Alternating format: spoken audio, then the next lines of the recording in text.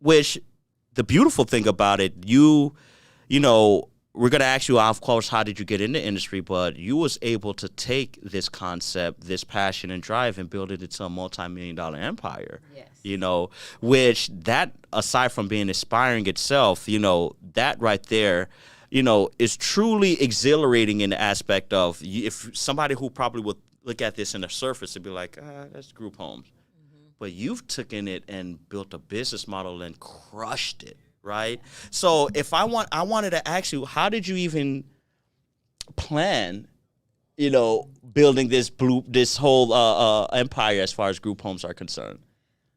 I would say it didn't start as a plan. It started as kind of giving back. My sister was mentally ill. So my oldest sister, she was bipolar schizophrenic.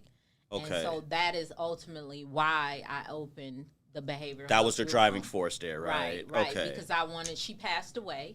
And so I wanted to, you know, care for people that were in the same situation. Because a lot of times when you're dealing with mental illness, right, your family will shun you, you know, you know what I mean? You get pushed away. People don't know how to deal with it. Right. People don't want to deal with it. Because like my sister, she would just slap you, you know, at any given moment. A lot of people don't want to forgive that or deal with it. Okay, yeah, I see what you're saying. So I wanted to kind of we used to call ourselves the haven of peace.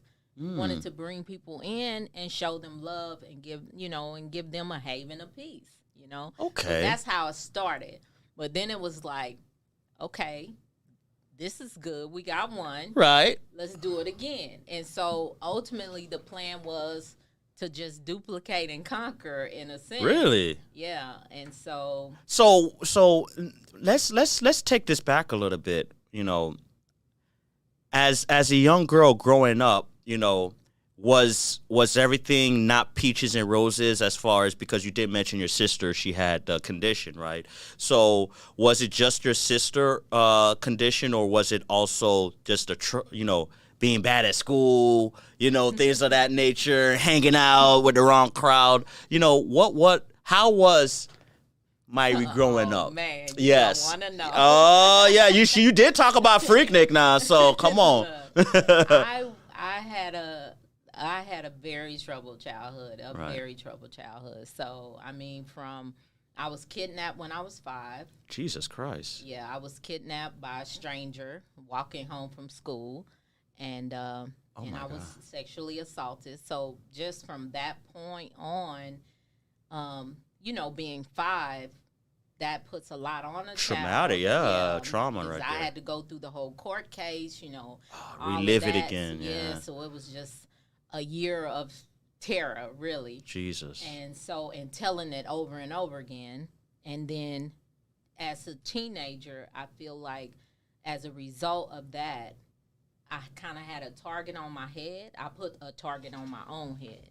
Wow, just by sharing that experience or being forced to. Well, not really sharing it, but my self-esteem was so low. Right. So I would put myself in situations. So I've been through like date rape, things like that, you know, and just multiple experiences. Right. So I went through a lot of trauma and you know, and things in my childhood.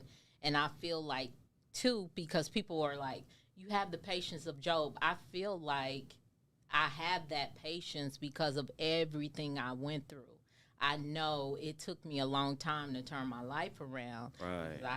I was bad. I was bad. So, but because I went through all that, right, it's like now it gives me the patience to deal with people that are dealing and with the understanding as well, too. And like I always say, everybody's dealing with something.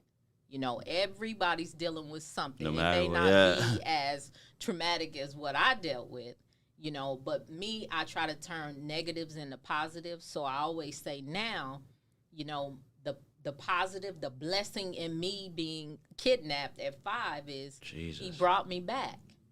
You know what I'm saying? It's a lot of kids that don't return. For real. I mean, my God. So that's the blessing in it. And so everything that I've dealt with in my, you know, with therapy too. Right. But I just try to turn it into a positive. And that's what I do